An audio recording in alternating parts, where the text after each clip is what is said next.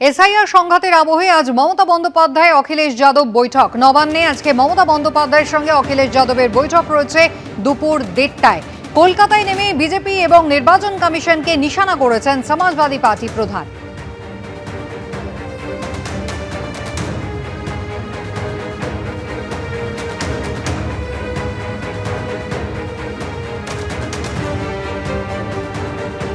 मैं सबसे पहले ये कहना चाहता हूं कि भारतीय जनता पार्टी की एसआईआर की एक्सरसाइज ये वोट बढ़ाने के लिए नहीं है, वोट काटने के लिए है। और जो कॉन्स्टिट्यूशनल बॉडी इलेक्शन कमीशन है उससे हमेशा ये उम्मीद की जाती है कि वो निष्पक्ष होकर काम करे, जहां कहीं शिकायत हो उन शिकायतों को दूर करें। लेकिन इधर ये देखने को मिला है, उत्तर प्रदेश हो, बिहार हो, आपका स्टेट वेस्ट बंगाल हो, जहाँ पर ये देखने को मिलता है ये वोट ज़्यादा काटना चाहते हैं। और जो तरीका अपनाया गया है वोट काटने का, जहाँ पर बीजेपी हार रही है वहाँ वोट काटने का ज़्यादा काम कर रहे हैं। ये नफरतवादी लोग, ये दरारवादी लोग, ये भाजपा और संगी साथी लोग ये नहीं जानते हैं कि बंगाल एक कल्चरल यूनिट है, ये पॉलिटिकल यूनिट नहीं है। बंगाल वो जगह है जहाँ से यूनिवर्सल ह्यूमनिज्म का एक संदेश दिया गया था, प्यार का, कि हम सब एक हैं। वहाँ पर ये नफरतवादी लोग कामयाब नहीं होंगे। दीदी से ईडी हारी, और जो पेन ड्राइव के पेन से अभी तक उभर नहीं पाई है भारतीय जनता पार्टी, जो पेन ड्राइव का पेन है उससे उभरी नहीं है भारतीय जनता पार्टी। और दीदी ने ईडी को हरा दिया। हमें उम्मीद है कि विपक्ष के लोगों को, और खासकर यहाँ दीदी के खिलाफ भारतीय जनता पार्टी कामयाब नहीं होगी। भारतीय जनता पार्टी हारेगी, और भारतीय जनता पार्टी सब जानते हैं कि भारतीय जनता पार्टी हारने वाली है, लेकिन इज्जतदार हारना चाहती है। রাজ্য বিজেপি সভাপতি শ্রমিক ভট্টাচার্য রয়েছেন টেলিফোন লাইনে। শ্রমিক বাবু, অখিলেশ যাদব তিনি এসেছেন শহরে, আজকে তিনি বৈঠক করবেন মমতা বন্দ্যোপাধ্যায়ের সঙ্গে। তিনি বলছেন বিজেপি কখনোই মমতা বন্দ্যোপাধ্যায়ের বিরুদ্ধে ভোটে জিততে পারবে না। মমতা বন্দ্যোপাধ্যায় ভালোবাসার কথা বলেন, সেখানে বিজেপি বিভাজনের রাজনীতি করছে শুধু ভোট কাটার জন্য, একটা সম্মানজনকভাবে যাতে বিজেপি হারে সেই কারণে এসআইআর কে ব্যবহার করছেন আপনারা। ইডি কিন্তু ইতিমধ্যেই হেরে গিয়েছে মমতা বন্দ্যোপাধ্যায়ের কাছে। দেখুন, অখিলেশ যাদবের এত রাজনৈতিক বোধ বুদ্ধির কারণেই উত্তরপ্রদেশের নির্বাচনে মানুষ তাকে প্রত্যাখ্যান করেছে। অখিলেশ যাদবের দলকে পশ্চিমবঙ্গের মানুষ মনে রেখেছে, কারণ তারা রাম কোঠারি এবং শরৎ কোঠারি দুই ভাইকে রাম মন্দির আন্দোলনে পয়েন্ট ব্ল্যাঙ্ক রেঞ্জ থেকে গুলি করে মেরেছিল তাদের পুলিশ। তার উত্তরপ্রদেশের মানুষ দিয়েছে।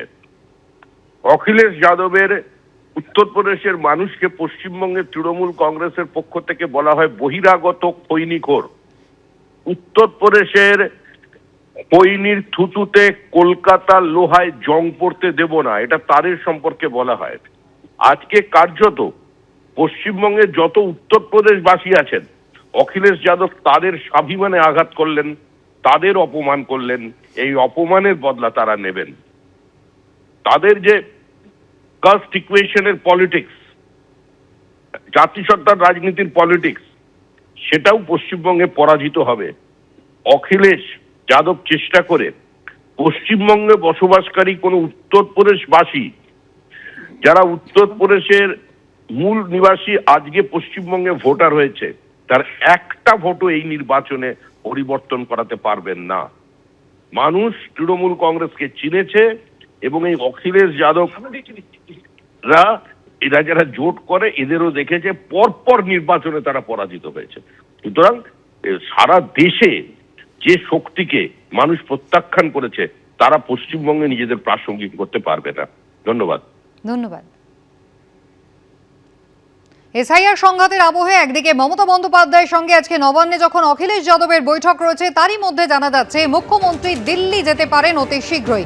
গতকাল লোকভবনে চা চক্রে সাংবাদিকদের সঙ্গে কথোপকথনের সময় মমতা বন্দ্যোপাধ্যায় জানিয়েছেন 1 ফেব্রুয়ারি কেন্দ্র বাজেট রয়েছে, 2রা ফেব্রুয়ারি বিধানসভায় ভোট অন অ্যাকাউন্ট পেশ হওয়ার কথা। মুখ্যমন্ত্রীর দিল্লি সফরের জন্য রাজ্যের বাজেট অধিবেশন পিছিয়ে যেতে পারে বলে সূত্রের খবর।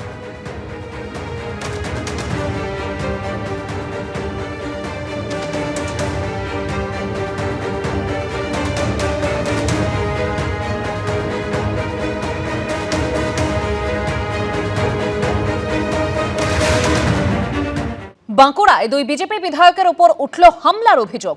নিজের কেন্দ্রেই আক্রান্ত হলেন সোনামুখীর বিধায়ক দিবাকর ঘরামি। ছাতনার বিজেপি বিধায়ক সত্যনারায়ণ মুখোপাধ্যায়ের গাড়িতে হামলার অভিযোগ উঠল ইন্দুপুরে। দুক্ষেত্রে এই অভিযোগ উঠেছে তৃণমূলের বিরুদ্ধে। অভিযোগ অস্বীকার তৃণমূলের। একই দিনে একই জেলায় 2জন বিজেপি বিধায়কের ওপর হামলার অভিযোগ। বাঁকুড়ার সোনামুখীতে আক্রান্ত হলেন দিবাকর ঘরামি। ইন্দপুরে অভিযোগ উঠল সত্যনারায়ণ মুখোপাধ্যায়ের ওপরে হামলার। সোমবার সোনামুখীর মহেশপুরে এক অসুস্থ বৃদ্ধাকে হুইল চেয়ার দিতে যান বিজেপি বিধায়ক দিবাকর ঘরামি। অভিযোগ, সেখান থেকে ফেরার পথেই তার উপরে হামলা করে তৃণমূল।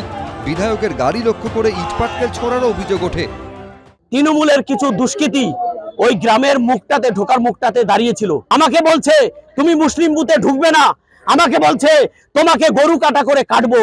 এটা ওই তৃণমূলের দুষ্কৃতীরা বলছে। মানুষ যদি খেপে যায় তাহলে আমাদের করার কিছু নেই, কারণ সারা বছর মানুষের পরিষেবা দেয় মামাটি মানুষের কর্মী ভাইরা। সাধারণ মানুষ বলছে আপনি কোথায় ছিলেন এতদিন। এরপরই সোনামুখী চৌরাস্তা মোড় অবরোধ করে বিজেপি। হিন্দু তোমার উপায় নাই, মুসলিম তোমার রক্ষা নাই, তাই তো দিদি বলছে দেবে এসো বন্দুক না হবে, খেলা হবে, খেলা হবে। পুলিশের সঙ্গে বচসায় জড়ান বিজেপি বিধায়ক।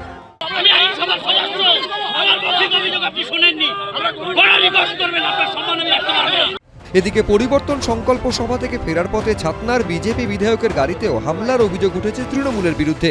সভা শেষ করে যখন আমি আসছি তখন ওখানকার কিছু মদ্যপ যুবক তারা আমার গাড়িটাকে আটকায়, আমাকে বলে যে তুই কি কাজ করেছিস তার হিসাব দে। আমি ওদেরকে বললাম কবে বসবো বলুন, এখন যদি বসতে চাই বলুন আমি কি কি কাজ করেছি তার বলছি। সেগুলো কিছু না শোনার পর অকথ্য ভাষায় আমাকে গালিগালাজ তৃণমূলের বিরুদ্ধে ওরা এটা পরিকল্পিতভাবে করাচ্ছে। এসব ভিডিও ফুটেজ অভিযোগ করছেন যিনি, তিনি এটা টিভিতে আসার জন্য, এটা খবরে আসার জন্য। যতদূর জানি বিজেপির লোকেরাই ওনারাকে পছন্দ করছেন না। মানুষ যখন জানতে চেয়েছে সেই মানুষগুলো কি উগ্রতভাবে কথাবার্তা বলেছেন, কথাবার্তা বলার পরে সেখানে 2-4 কথা হয়তো তর্ক বিতর্ক হয়েছেন, এবং বিধায়ক সাহেব যিনি বলছেন যে ওনাকে মারধর করা হয়েছে, তুমি মেডিকেল করুক, দেখাক কোথায়, একটা গায়ের আঁচড় দেখাক, একটা ভিডিও ফুটেজ দেখাক। অসম্ভব, মিথ্যে কথা বলছে। ছাতনার বিজেপি বিধায়কের গাড়িতে হামলার প্রতিবাদে এদিন বাঁকুড়া খাতড়া রাজ্য সড়ক অবরোধ করে বিক্ষোভ দেখায় বিজেপি। তুহিন অধিকারী, পূর্ণেন্দু সিংহ, এবিপি আনন্দ, বাঁকুড়া। এবিপি আনন্দ, এগিয়ে থাকে, এগিয়ে রাখে।